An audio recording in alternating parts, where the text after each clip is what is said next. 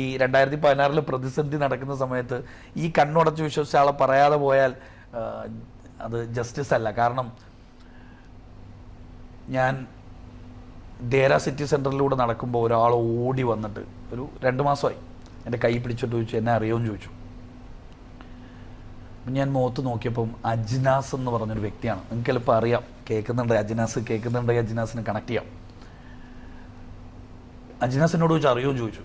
അപ്പം ഞാൻ അജ്നാസിൻ്റെ മുഖത്ത് നോക്കിയിട്ട് പറഞ്ഞു, നിങ്ങളെ ഞാൻ അറിയില്ല എന്ന് പറഞ്ഞാൽ ഞാൻ ചെയ്യുന്ന ഏറ്റവും വലിയ വഞ്ചനയാണ് എന്നോട്.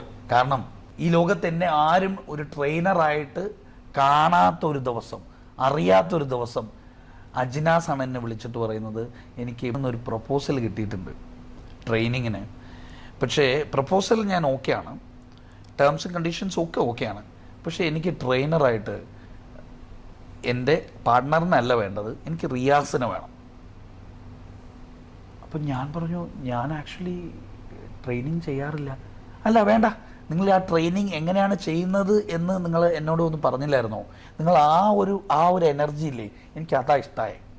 എനിക്ക് മറ്റേ നിങ്ങളുടെ പ്രൊഫഷണൽ ട്രെയിനർ ഉണ്ടല്ലോ, എൻ്റെ പാർട്ട്ണർ, അയാളെ വേണ്ട, എനിക്ക് നിങ്ങളെ വേണം. ഞാൻ അദ്ദേഹത്തോട് തിരിച്ചു പറഞ്ഞു, ഞാൻ ഇതിനു മുമ്പ് ട്രെയിനിങ് ചെയ്തിട്ടില്ല. അപ്പം വേണ്ട, എനിക്ക് ഉറപ്പാ നിങ്ങൾക്ക് ചെയ്യാൻ പറ്റും, നിങ്ങളുടെ കണ്ണിൽ ഞാൻ ആ ഫയർ കാണുന്നുണ്ട് എന്ന് പറഞ്ഞിട്ട് എനിക്ക് ആദ്യമായിട്ട് ഒരു ട്രെയിനിങ് ഓപ്പർച്യൂണിറ്റി പുറത്ത് തരുന്നത് ഈ അജ്നാസാണ്. അന്ന് എന്നെ ആർക്കും അറിയില്ല. ഞാൻ സെല്ല് ചെയ്തിരുന്നത് എൻ്റെ പാർട്ട്ണറിൻ്റെ ട്രെയിനിങ് പ്രോഗ്രാംസ് ആയിരുന്നു. അന്ന് ആ പാർട്ട്ണറിൻ്റെ ട്രെയിനിങ് പ്രൊഫൈലും പ്രോഗ്രാമും ഒക്കെ ഭയങ്കര എക്സ്പെൻസീവാണ്. അതിൻ്റെ 10-1 മാത്രമേ എനിക്ക് പേയ്മെൻറ്റ് കിട്ടിയുള്ളൂ. പക്ഷേ ആ പേയ്മെൻറ്റിനേക്കാൾ ഉപരി എന്നെ സഹായിച്ചത് ആള് തന്നൊരു വാക്കാണ്, നിന്റെ കണ്ണിൽ ഞാനത് കാണുന്നു, ആ ഫയർ കാണുന്നു എന്ന് പറഞ്ഞ അജ്നാസിനെ വർഷങ്ങൾക്ക് ശേഷം എന്നെ ഇപ്പോൾ ഒരുപാട് പേര് റെക്കഗ്നൈസ് ചെയ്യുന്ന ഒരു സമയത്ത് അയാൾ വന്ന് എന്നെ അറിയുമോ ചോദിച്ചപ്പോൾ ഞാൻ പറഞ്ഞു, എന്നെ കണ്ണുടച്ച് വിശ്വസിച്ച ആളങ്ങൾ, നിങ്ങളെ ഞാൻ അറിഞ്ഞില്ലെങ്കിലേ ഞാൻ നന്ദിയില്ലാത്തവനായി പോവും. ഇന്നും ആളെൻ്റെ വളരെ ക്ലോസസ്റ്റ് ആയിട്ടുള്ള ഫ്രണ്ടാണ് അജ്നാസ്. അത് കഴിഞ്ഞ് പിന്നീട് ഇങ്ങനെ അഡ്നോക്കിൽ ഇങ്ങനെ നിരന്തരം പ്രോഗ്രാംസായി, ഇനോക്കിൽ പ്രോഗ്രാമായി, എമറാത്തിൽ പ്രോഗ്രാമായി, UAE കംപ്ലീറ്റ് ഫ്യൂവൽ സെക്ടറിലും നമ്മളിങ്ങനെ ഒത്തിരി പ്രോഗ്രാംസ് ചെയ്യാനുള്ള ഭാഗ്യം ഉണ്ടായി. ആദ്യമൊക്കെ ഈ പറഞ്ഞ പോലെ ഒരു ബിസിനസ്സുകാരൻ എന്ന നിലയിൽ വലിയ ആഘോഷിച്ച് നിന്ന ഒരാൾ താഴെത്തട്ടിൽ ഒരു ചെറിയ ജോലിയിലേക്ക് പോകുമ്പോൾ ഒരു ഈഗോ ഇഷ്യൂ ഉണ്ടാവും. നമുക്ക് തന്നെ അറിയാലോ, ഒരു ഇൻഫീരിയോറിറ്റി കോംപ്ലക്സ് വരും. നമുക്കൊരുപാട് പ്രയാസങ്ങളൊക്കെ തോന്നുന്ന ഒരു കാലഘട്ടത്തിലാണ് ഞാൻ ഈ ഫ്യൂവൽ സ്റ്റേഷനിൽ ട്രെയിനിങ്ങിന് പോകുന്നത്. അപ്പം നമ്മൾ ഈ വലിയ ബോൾ റൂമിൽ ട്രെയിനിങ് ഓർഗനൈസ് ചെയ്ത്, ബാക്ക് എൻഡാണ്, അന്ന് നമ്മുടെ പാർട്ട്ണറാണ് ട്രെയിനിങ് ചെയ്യുന്നത്. പക്ഷെ നമ്മൾ ഓർഗനൈസ് ചെയ്ത് വലിയ കോട്ടും സൂട്ടും ഒക്കെ ഇട്ട് നിന്ന് നമ്മൾ പെട്രോൾ സ്റ്റേഷനിൽ പോയി നിൽക്കുകയാണ്. എന്തിനാ? പെട്രോൾ അടിക്കുന്ന പിള്ളേരെ ട്രെയിൻ ചെയ്യാൻ. അപ്പോൾ യുവമാർക്കാണ് കൊടുക്കുന്ന ജാടയുവാ. കാര്യം എന്താണ്, യുവമാർക്ക് 50 ഡിഗ്രി സെൽഷ്യസിൽ പെട്രോൾ അടിക്കുന്നതിൻ്റെ ഇടയിൽ ഇനി പഠിക്കണം. അപ്പോൾ അതും അവിടെ നിന്നുകൊണ്ടാണ് പഠിപ്പിക്കേണ്ടത്. അപ്പം ഞാനിങ്ങനെ വണ്ടി ഇട്ട് ഇങ്ങനെ കാത്തു നിൽക്കും. ഇവിടെ കസ്റ്റമർ ഇല്ലാത്ത സമയത്തെ അവിടെ പോകാൻ പറ്റുള്ളൂ. അപ്പം ഈ പിള്ളേരാണെങ്കിൽ ഫുൾ ടൈം പെട്രോൾ സ്റ്റേഷനല്ലേ, കസ്റ്റമേഴ്സ് എപ്പോഴും ഉണ്ടാവും. അപ്പോൾ ഏതെങ്കിലും ഒരു ഗ്യാപ്പ് കിട്ടുമ്പോൾ ഞാൻ പോവും, പ്രോഡക്റ്റിനെ കുറിച്ച് പറയും, കസ്റ്റമർ ഇൻട്രാക്ഷനെ കുറിച്ച് പറയും, ഇതൊക്കെ പറഞ്ഞിട്ട് ഇറങ്ങും. അങ്ങനെ ഇരിക്കുമ്പോൾ എനിക്ക് ഒരുപാട് സമയം കിട്ടും കേട്ടോ. കാരണം ഈ വണ്ടി ഇവിടെ കാത്തിരിക്കണമല്ലോ. ആ സമയത്താണ് ഈ ഞാൻ എടുക്കുന്ന വീഡിയോ, ഈ പെട്രോൾ സ്റ്റേഷനിൽ നിന്ന് ട്രെയിൻ ചെയ്യുന്ന വീഡിയോ എഡിറ്റ് ചെയ്യാൻ തുടങ്ങിയത്. അന്ന് സ്വന്തമായിട്ട് എഡിറ്റ് ചെയ്യാൻ ഇത് കോയിൻസിഡൻസ് പഠിച്ചോ നമ്മളിലേക്ക് കൊണ്ടെത്തിക്കാണ്. അപ്പോൾ എനിക്ക് സമയം കിട്ടും. കാരണം പിള്ളേർ ഫ്രീ ആവുന്നവരോ ഞാൻ അവിടെ ഉണ്ട്, വണ്ടിയിലുണ്ട്. അപ്പോൾ ഞാനിങ്ങനെ അവിടെ ഇരിക്കുന്ന വീഡിയോസ് എഡിറ്റ് ചെയ്യും. അങ്ങനെ എഡിറ്റ് ചെയ്ത ഒരു വീഡിയോ എൻ്റെ ഭാര്യ എൻ്റെ അനുവാദമില്ലാതെ ടിക്ടോക്ക് എന്ന് പറഞ്ഞൊരു പ്ലാറ്റ്ഫോമിൽ ഇട്ടു. ടിക്ടോക്ക് ബൈ ദ വേ, ഇനി കേൾക്കുന്നവരൊക്കെ എനിക്ക് പറയാനുള്ളത്, ഞാൻ ഈ ടിക്ടോക്കിന് ആദ്യം വിചാരിച്ചിരുന്നത് അതൊരു ഹറാമിക് പ്ലാറ്റ്ഫോം എന്നാണ്. അതൊന്ന് ക്ലിയർ ചെയ്ത് കൊടുക്കണം. അത് ഞാൻ പറയാം. സോഷ്യൽ മീഡിയ ഇപ്പോഴും ഹറാമാണെന്ന്, സോഷ്യൽ മീഡിയ പലരും ഹറാമാണെന്ന് അല്ലെങ്കിൽ നിഷിദ്ധമാണ്, അതൊന്നും പാടില്ല, അതിനകത്ത് ആവശ്യമില്ല. ബിസിനസ് ഓണേഴ്സ് പോലും ആ പ്ലാറ്റ്ഫോം ഇന്നും അത് യൂസ് ചെയ്യണോ വേണ്ടയോ, ഇങ്ങനൊരു മീഡിയ നമ്മളുടെ വിശ്വാസപ്രകാരം ഇത് യൂസ് ചെയ്യാൻ പറ്റുമോ ഇല്ലയോ എന്നൊക്കെ ചിന്തിക്കുന്ന ആൾക്കാരുണ്ട്. ഇതിനൊരു ചരിത്രമാണോ ഞാൻ പറയാട്ടോ, ഭയങ്കര ഇൻട്രസ്റ്റിംഗ് ആയിട്ടൊരു ചരിത്രമുണ്ട്. എന്നിട്ട് ഞാൻ എൻ്റെ കഥയിൽ വരാം. 1400 വർഷങ്ങൾക്ക് മുമ്പ് മക്കയിൽ നടന്നൊരു സംഭവമുണ്ട്. അതായത് സഫാ പർവ്വതത്തിൻ്റെ മുകളിൽ ഒരു പർട്ടിക്കുലർ സ്ഥലമുണ്ട്. ആ സ്ഥലത്ത് അന്ന് മക്കയിൽ എന്തെങ്കിലും ഒരു ന്യൂസ് ആർക്കെങ്കിലും പറയണമെങ്കിൽ മനുഷ്യരെല്ലാം ഓടി വന്ന് ആ സഫാ പർവ്വതത്തിൻ്റെ മേളിൽ, ആ കല്ലിൻ്റെ മേളിൽ നിന്നിട്ടാണ് പറയാ. എന്നിട്ട് പറയും, ഇതാ നഗ്നനായ ഒരു സത്യം പറയാൻ വന്ന വ്യക്തിയാണ് ഞാനെന്ന് പറയും, നിങ്ങളുടെ പ്രഭാതം അപകടത്തിലാണ് എന്നൊക്കെ പറഞ്ഞിട്ടാണ് ഈ പറയുന്നത്. നഗ്നത കാണിച്ചുകൊണ്ട് നഗ്നമായ ഒരു സത്യം പറയാൻ വന്ന ഒരു മെസ്സഞ്ചറാണ് ഞാനെന്ന് പറഞ്ഞിട്ടാണ് അന്നത്തെ മക്കയിലുള്ള ആൾക്കാർ ന്യൂസ് സ്പ്രെഡ് ചെയ്യുന്നത്. അന്നത്തെ ന്യൂസ് മീഡിയ ആയിരുന്നു ആ സഫാ പർവ്വതത്തിൻ്റെ മുകളിലുള്ള ആ സ്പോട്ട്. പ്രവാചകന് ദൈവത്തിൻ്റെ വഹി വരികയാണ്. എന്നിട്ട് പറയാണ്, നീ ഇത് പോയി പരസ്യമായി എല്ലാവരോടും പറയാൻ. അങ്ങനെ പ്രവാചകൻ അപ്പം എന്ത് ചെയ്തു? പ്രവാചകൻ നടന്ന് ഈ പർവ്വതത്തിൻ്റെ ഇതേ സോണിൽ, ഇതേ സ്ഥലത്ത് വന്നിട്ടാണ് പറഞ്ഞത്, നിങ്ങളുടെ പ്രഭാതം അപകടത്തിലാണ്, നഗ്നമായ ഒരു സത്യം പറയാൻ വന്ന ഒരു മെസ്സഞ്ചറാണ് ഞാനെന്ന് പറയുമ്പോൾ പ്രവാചകൻ ചെയ്തത് നഗ്നത കാണിച്ചില്ല എന്നുള്ളൂ.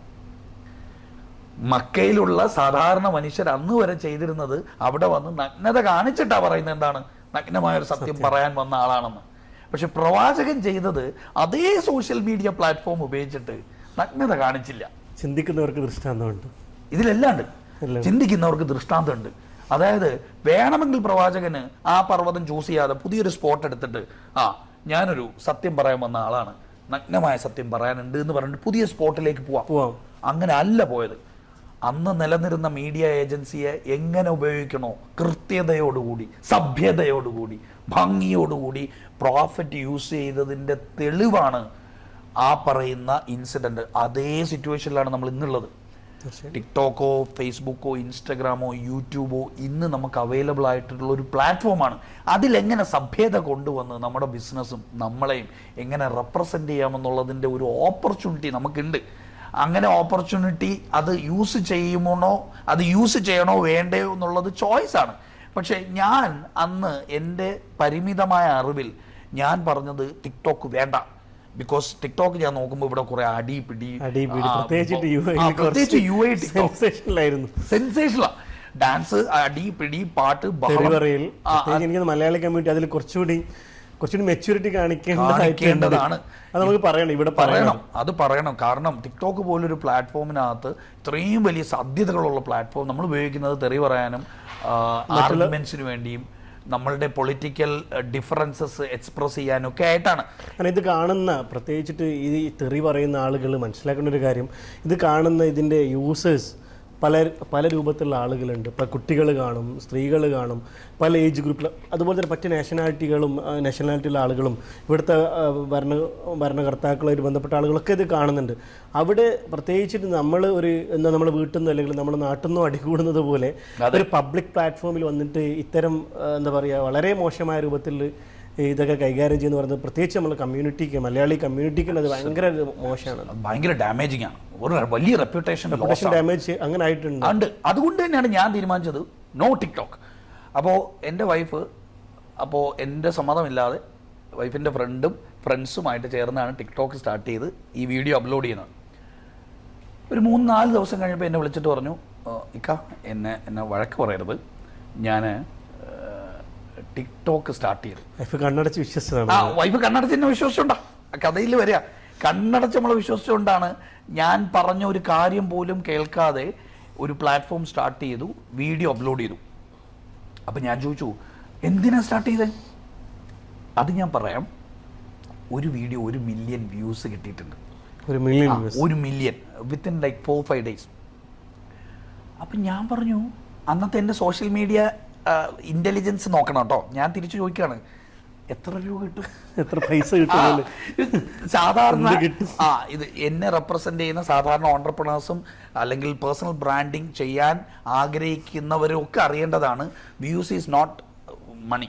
വ്യൂസ് മണി അല്ല, വ്യൂസിലല്ല കാര്യം. അത് എന്തുകൊണ്ടാണെന്ന് നമുക്ക് വഴി മനസ്സിലാക്കണം. കാരണം അപ്പോൾ ആളെന്നോട് പറയാം, അതല്ല, നിങ്ങൾ ഇത്രയും പേരുടെ അടുത്ത് എത്തിയില്ലേ, ലുക്ക് അറ്റ് ദ റെപ്യൂട്ടേഷൻ, നിങ്ങളുടെ റെപ്യൂട്ടേഷൻ ബിൽഡായില്ലേ. ഞാൻ ചോദിച്ചു എന്നിട്ട് for me I was down sizing my life. കാര്യം ഒരു ബിസിനസ്സൊക്കെ പൊളിഞ്ഞ് തകർന്ന് ഇൻഫീരിയർ ആയിട്ടിരിക്കുന്ന ഞാൻ ഇനി പോയി സോഷ്യൽ മീഡിയയിൽ ഇനി വീഡിയോ ചെയ്തിട്ട് എന്ത് ചെയ്യാൻ? ഐ സെഡ് നോ വേ, എനിക്ക് ഐ എം നോട്ട് എക്സൈറ്റഡ്. അപ്പം ഞാൻ വീഡിയോ എടുക്കാം. വീഡിയോ നോക്കുമ്പോൾ ടിക്ടോക്കിന് ഡ്യുവറ്റ് എന്ന് പറഞ്ഞിട്ടൊരു ഓപ്ഷൻ ഉണ്ട്. അപ്പം ഈ ഡ്യുവറ്റിനകത്ത് കയറുമ്പോൾ ഞാൻ നോക്കിയപ്പോൾ എൻ്റെ വീഡിയോയിൽ ഒരൊറ്റ മലയാളിയില്ല. ഫസ്റ്റ് ഓഫ് ഓൾ ഞാൻ ഇത് ഇംഗ്ലീഷ് വീഡിയോ ആയിരുന്നു. ഞാൻ ആദ്യകാലങ്ങളിൽ ഇംഗ്ലീഷ് മാത്രം വീഡിയോസ് ആയിരുന്നു ചെയ്തുകൊണ്ടിരുന്നത് ടിക്ടോക്കിൽ. അപ്പോൾ ഞാൻ നോക്കുമ്പോൾ ഒരു 99% ആഫ്രിക്കൻസ് ആണ്. ഒരു ബ്ലാക്ക് സ്കിൻ ടോൺ കളറുള്ള കമ്മ്യൂണിറ്റി ആണ് എൻ്റെ വീഡിയോസ് 95% ഷെയർ ചെയ്തിട്ടുള്ളത്, ഡ്യുവറ്റ് ചെയ്തിട്ടുള്ളത്. അപ്പോൾ ഞാനിങ്ങനെ സ്വൈപ്പ് ചെയ്ത് നോക്കുമ്പോൾ I was looking at the background. Almost ഒരു 90% ആൾക്കാരും ഒരു ബാക്ക്ഗ്രൗണ്ടിൽ നിന്ന് വന്നവരാണെന്ന് അവരുടെ ബാക്ക്ഗ്രൗണ്ട് കാണുമ്പോൾ അറിയാം. വീട് കുടിലാണ്, പ്രയാസം അനുഭവിക്കുന്ന സിറ്റുവേഷൻസ് ഒക്കെ ബാക്ക്ഗ്രൗണ്ടിൽ കാണാം. അപ്പം ഞാൻ നോക്കുമ്പോൾ ഈ കമ്മ്യൂണിറ്റി എൻ്റെ ഈ മെസ്സേജ് എന്തിനിങ്ങനെ ഡ്യുവറ്റ് ചെയ്യുന്നു, ഷെയർ ചെയ്യുന്നു? ഞാൻ പറഞ്ഞ മെസ്സേജ്, ഞാൻ ആ വീഡിയോയിൽ പറഞ്ഞ മെസ്സേജ് നോക്കുമ്പോൾ ഗ്രാറ്റിറ്റ്യൂഡിനെ കുറിച്ചാണ് ഞാൻ പറഞ്ഞിട്ടുള്ളത്. അപ്പം ഞാൻ ഗ്രാറ്റിറ്റ്യൂഡിനെ കുറിച്ച് പറഞ്ഞപ്പോൾ ഇന്ന് വരെ കാണാത്ത, പരിചയമില്ലാത്ത, ഒരു കമ്മ്യൂണിറ്റി റിലേഷൻഷിപ്പ് ഇല്ലാത്ത കുറേ മനുഷ്യരെന്നെ കണ്ണുടച്ച് വിശ്വസിക്കുക. ഞാൻ പറഞ്ഞ ആ സബ്ജക്റ്റ്, അതും റിലീജിയൻ വൈസ് നോക്കിയാൽ ഒരു 80%ഉം ഞാൻ ഫോളോ ചെയ്യുന്ന, പ്രാക്ടീസ് ചെയ്യുന്ന റിലീജിയനിലുള്ളവരുമല്ല ആ വീഡിയോ ഹോസ്റ്റ് ചെയ്തിട്ടുള്ളത്, സെലിബ്രേറ്റ് ചെയ്യുന്നതും. I went back to my mentor. ഇവിടെയാണ് എൻ്റെ അടുത്ത ബ്രേക്ക് ത്രൂ. എന്നെ കണ്ണുടച്ച് വിശ്വസിച്ച അടുത്ത ആൾ ഫറൂഖ് സെൻസി. ഫറൂഖ് സെൻസിയോട് ഞാൻ ഇത്തരം കാര്യങ്ങളൊക്കെ ഇങ്ങനെ നിരന്തരമായി ഡിസ്കസ് ചെയ്യാറുണ്ട്. ഫറൂഖ് സെൻസിയാണ് ഇൻഫാക്റ്റ് എന്നോട് ആദ്യമായിട്ട് ഞാൻ ഒരു ഓൺലൈൻ കോച്ചിങ്ങുമായിട്ട് ബന്ധപ്പെട്ട ആളുമായിട്ട് കണക്ട് ചെയ്യുമ്പോൾ ഞാനിങ്ങനെ സംസാരിച്ചുകൊണ്ടിരുന്നപ്പോൾ ഫറൂഖ് സെൻസി എല്ലാവരോടും പറഞ്ഞു, quit, stop, Riyas, I'll give you 2 minutes. I want you to motivate all these 100 people in this online group. I was like, what? Yes, I'll give you 2 minutes. Motivate us. And by the way, make sure ഈ video എടുക്കണം. നിങ്ങളിപ്പോൾ സംസാരിക്കുന്ന video എടുത്തുകൊണ്ട് record ചെയ്തുകൊണ്ട് you have to motivate us. അപ്പോൾ ഞാൻ ഇന്ന് പറയുന്ന പോലെ അന്നും പറഞ്ഞു, sensei, I don't motivate people. No, you have to motivate us. I said a story. ഞാനൊരു കഥ പറഞ്ഞു. ഞാൻ ആ കഥ റെക്കോർഡും ചെയ്തു. ആ കഥ ഞാൻ പിന്നീട് വീഡിയോ ആയിട്ട് സോഷ്യൽ മീഡിയയിൽ പോസ്റ്റ് ചെയ്തു. അതും ഒരുപാട് ശ്രദ്ധിക്കപ്പെട്ടു. അങ്ങനെ ഞാൻ എൻ്റെ മെൻറ്ററിനോട് ചോദിച്ചു, യു നോ വാട്ട്, എൻ്റെ ഈ പറഞ്ഞ വീഡിയോ 1 മില്യൺ വ്യൂ പോയി. ആഫ്രിക്കൻസ് ആണ് അത് സെലിബ്രേറ്റ് ചെയ്തിട്ടുള്ളത്. Do you think TikTok is ഹറാം? ടിക്ടോക്ക് ഹറാമാണോ? കാരണം വീഡിയോ ആൾക്കാർ ശ്രദ്ധിക്കുന്നു, അതും ഗ്രാറ്റിറ്റ്യൂഡുള്ള ഒരു നല്ല മെസ്സേജ് പറഞ്ഞപ്പോൾ നമ്മുടെ കമ്മ്യൂണിറ്റി അല്ലാത്ത കമ്മ്യൂണിറ്റി, ഇതുവരെ കാണാത്ത ആൾക്കാരൊക്കെ അത് സെലിബ്രേറ്റ് ചെയ്യുന്നു. അപ്പോൾ ടിക്ടോക്ക് എനിക്ക് യൂസ് ചെയ്യാമോ? അപ്പോൾ ആളെന്നോട് പറഞ്ഞത്, Riyas, I don't know TikTok ഹലാലാണോ ഹറാമാണോ എന്ന് എനിക്കറിയില്ല. അത് നിനക്ക് യൂസ് ചെയ്യാമോ, അത് യൂസ് ചെയ്താൽ ദൈവം ശിക്ഷിക്കുമോ രക്ഷിക്കുമോ എന്നൊന്നും എനിക്കറിഞ്ഞൂടാ. പക്ഷെ ഒരു കാര്യം എനിക്കറിയാം, നിന്റെ ദൈവം നീ ഏത് പ്ലാറ്റ്ഫോം ഉപയോഗിക്കുന്നു എന്ന് നോക്കി വറീഡായിട്ടിരിക്കുന്ന ഒരാളാണെന്ന് എനിക്ക് തോന്നുന്നില്ല.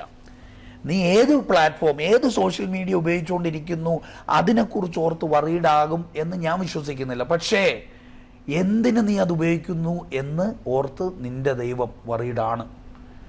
നിനക്ക് ഒരൊറ്റ ക്ലിക്ക് കൊണ്ട് മില്യൺ കണക്കിന് ആൾക്കാരുടെ അടുത്ത് എത്താനുള്ള ഒരു കഴിവ്, അതിനുള്ള സാഹചര്യം, ടെക്നോളജി ഇതൊക്കെ തന്നിട്ടും നീ അത് എത്തിക്കുന്നില്ലെങ്കിൽ ഹീൽ ബി വറീഡ്. പ്രയാസപ്പെടും.